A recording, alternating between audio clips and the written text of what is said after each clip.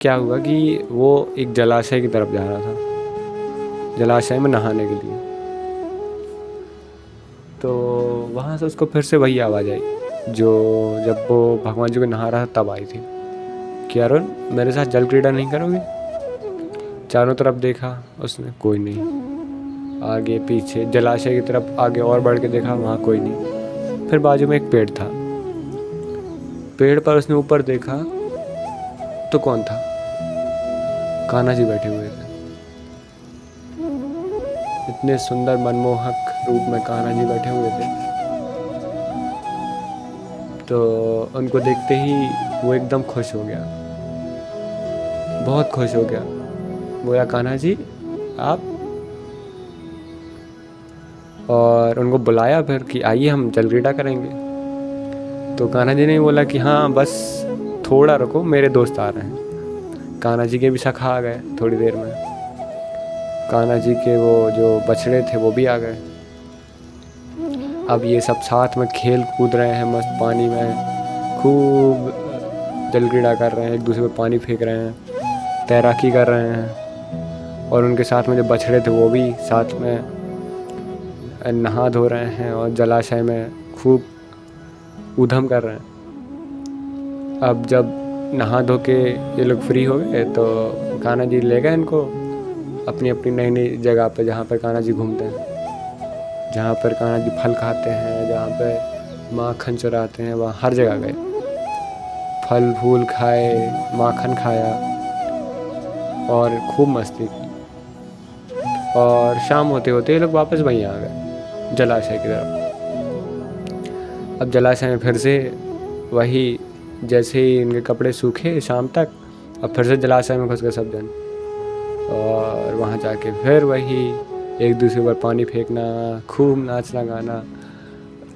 ऐसे करते करते अब सपने में भी इसकी तबीयत ख़राब होने लगी अरुण की।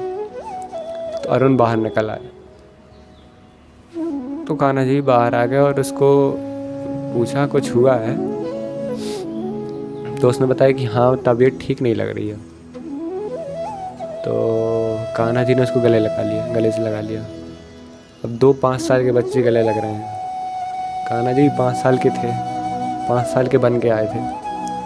तो इतना पवित्र रिश्ता, पवित्र दोस्ती,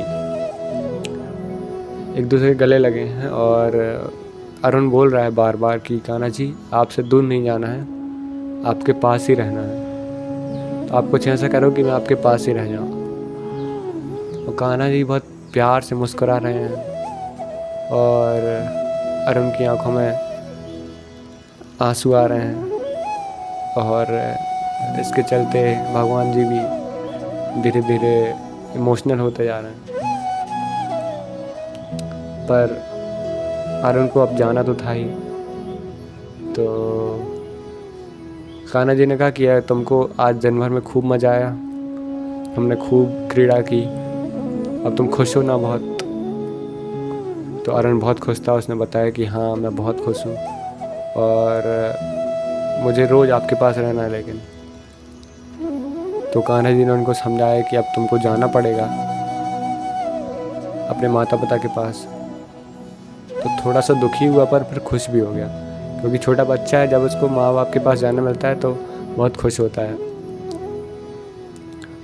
अब कान्हा जी ने उसको एक पेड़ के नीचे बैठाया और उसको बोला अपनी आंखें बंद करो, और सिर पर एक छोटा सा हाथ घुमाया अपना, वही 5 साल के बच्चों के जो हाथ होते एकदम छोटे छोटे, हाथ घुमाया और उसको नींद आ गई वहाँ पर।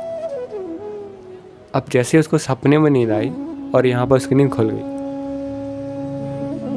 नींद खुलते ही उसने चारों तरफ देखा, कान्हा जी नहीं थे और वो पसीना पसीना हुआ था। दौड़ के गया कमरे में, देखा भगवान जी के, तो वहाँ पर कान्हा जी की मूर्ति रखी थी, लड्डू गोपाल जी की। और अब वो दौड़ के दादी के पास गया, तो दादी उसको देखकर एकदम आंसू आ गए जैसे उनकी आंखों में। और दादी जी ने उसको गले से लगा लिया अरुण को। तो अरुण समझ नहीं पा रहा था क्यों दादी इतनी भावुक हो रही।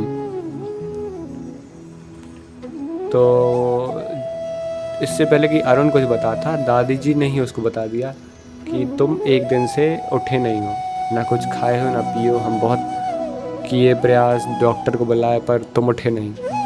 तुम कहीं एकदम जैसे शरीर में कोई था ही नहीं, तुम कहीं चले गए थे जैसे। तो अरुण को ये थोड़ा सा अजीब लगा। तो अरुण ने कहा, दादी जी अब मेरी सुनो, मेरे सपने में क्या हुआ। तो उतनी देर में पिताजी भी घर पे आ गए उसके, और माँ और पिताजी साथ में उसके बैठे, और दादी जी, और उसकी स्टोरी सुनने लगे क्या हुआ उसके सपने में। तो उसने बताया कि उसके सपने में कान्हा जी आए थे, और उन्होंने और कान्हा जी ने मिलकर पूरा गांव घूमा और खूब जल क्रीड़ा की। और जब आखिर में उसको थोड़ी तबीयत ख़राब लगने लगी तो कान्हा जी ने उनको सुला दिया, और उसको सुला दिया, और फिर वो यहाँ पर उठ गया। तो ये बात सुन के दादी जी एकदम अचंभित।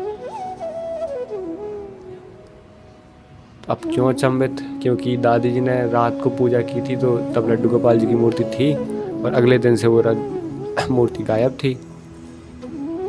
अब उन्होंने खूब ढूंढा मूर्ति कहाँ गई, विग्रह भगवान जी कहाँ जा सकता है, पर कहीं नहीं मिला। तो अब दादी को समझ में आ रहा था कि वो मूर्ति गई कहाँ थी। तो वो साक्षात कृष्ण जी बनकर इसके सपने में गए थे और इनके साथ पूरी क्रीड़ा की, और अब इसको वापस यहाँ भेज दिया। तो जब ये कहानी सुनाई इसने अपनी सपने की, तो सब एकदम खुश हो गए। कान्हा जी के पास गए, कान्हा जी के साथ सब जन ने एक साथ कान्हा जी को प्रणाम किया और बताया कि मतलब दादी जी ने समझाया फिर उस बच्चे को, अरुण को, कि कैसे तुम्हारी और कान्हा जी की दोस्ती कितनी वो है, पक्की है, कि कान्हा जी खुद तुम्हारे पास आए और तुम्हारी बीमारी दूर की है और तुम्हारे साथ खेले। अरुण भी बहुत खुश हुआ, और उस दिन से फिर वो रोज़ उठ के भगवान जी का पूजा करने लगा। और इस प्रकार ये छोटी सी स्टोरी ख़त्म होती है। स्टोरी ख़त्म तो हुई, और यही पॉइंट से ख़त्म हुई कि एक बार जब भगवान जी से आप जुड़ जाते हो तो आपके साथ बुरा नहीं होता है, और कभी होता भी है तो वो कुछ ना कुछ पर्पस के साथ होता है, और धीरे धीरे जब सब चीज़ें ठीक ही हो जाती हैं। और जो बचपन की मित्रता होती है सबसे पवित्र होती है। जो 5 साल का बच्चा है वो निश्चल है, पवित्र है। तो भगवान जी की दोस्ती उनसे सबसे अच्छे से हो गई, अरुण से। तो हमको भी यही प्रयास करना चाहिए कि उनसे दोस्ती बनाए रहें हम, और उनके साथ जुड़े रहें। बाकी तो उनकी इच्छा है, जो करें हमारे साथ। जय श्री कृष्ण।